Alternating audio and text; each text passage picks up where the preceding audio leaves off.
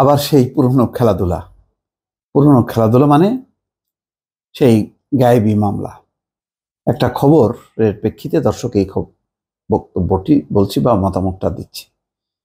কুমিল্লায় সমন্বয়কের মামলায় আওয়ামী লীগের মৃত ৩ নেতা আসামি। বুঝতে পারছেন?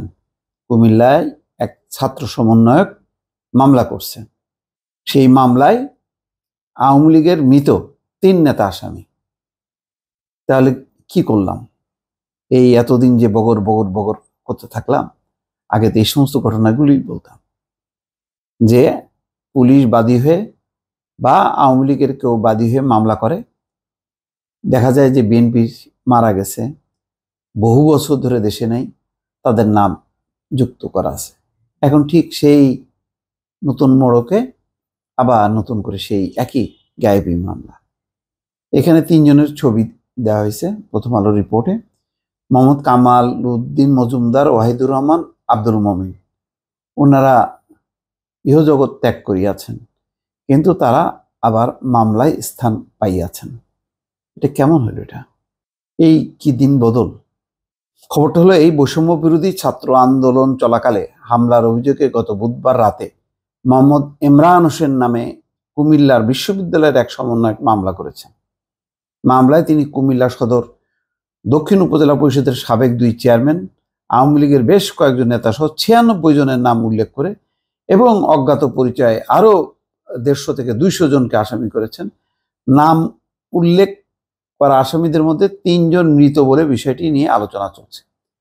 চোখ বন্ধ করে দেখেন, ঠিক এই ধরনের একটা মামলা, এইরকম টাইপের মামলা সেই আওয়ামী লীগ আমলে অসংখ্য থানায় থানায় চলছে, এবং তখন বিএনপির এমন কোনো নেতাকর্মী নেই যারা এই মামলার বাইরে ছিল।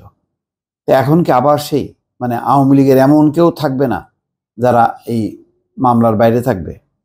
মামলায় 27, 33 ও 55 নম্বর আসামি হিসেবে যে 3 জন আওয়ামী লীগ নেতার নাম দেওয়া হয়েছে তারা মৃত।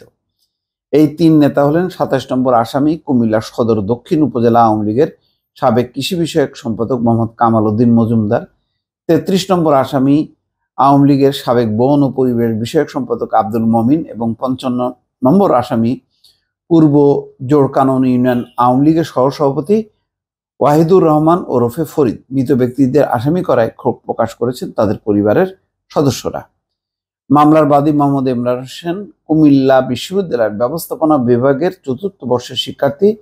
তিনি ভোলা সদর থানার শাহমাদার গ্রামের শাহজাহানের ছেলে। ওই তালিকা ধরাই দিছে, বাস গণহারে দিয়ে দিল আর কি।